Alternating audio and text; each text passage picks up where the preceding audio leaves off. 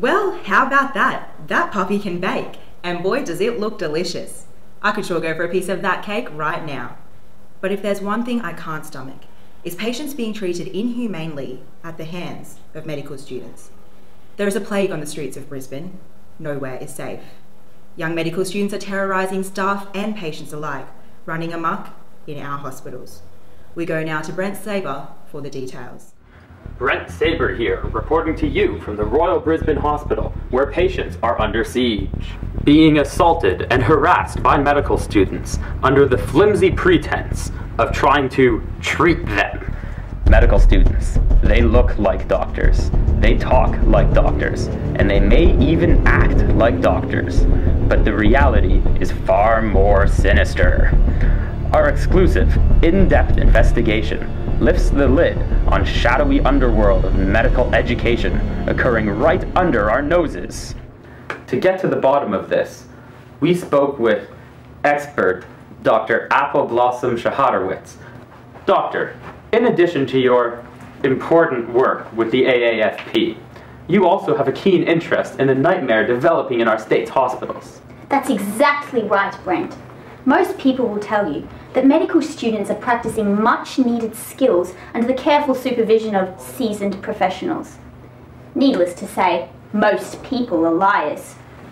Isn't it far more likely that they're depriving some sort of perverse enjoyment out of interrupting patient lunches to perform needless examinations? Creeps. So just to clarify, you're saying we should be afraid? Very afraid. For example, a tendon hammer. What's that for? Last time I checked, hammers were for nails, not for tendons. Chilling stuff. To get to the heart of this, we spoke to a patient, victim, recently discharged from the hospital. John Doe, not his real name, has agreed to speak about his ordeal under the condition of anonymity. Now, John, I know this can be very difficult for you, but can you tell us exactly what happened? Well, I was about to eat lunch today when these 3 med students, they threw back the curtain around my room and they started asking me the most personal and invasive questions about my family, what I did for a living, when my birthday was. They even asked me how many times I'd been to the bathroom this morning. And the worst part... That's it. Cry. Sorry. The worst part was that by the time they left, my lunch had gone cold. I'm sorry, I can't go on. The bastards.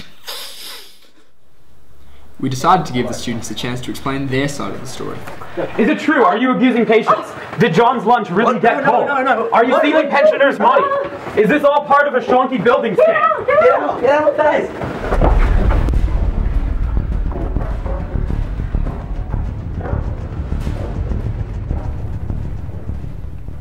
The UQ School of Medicine chose not to comment, and we take that silence as an admission of guilt.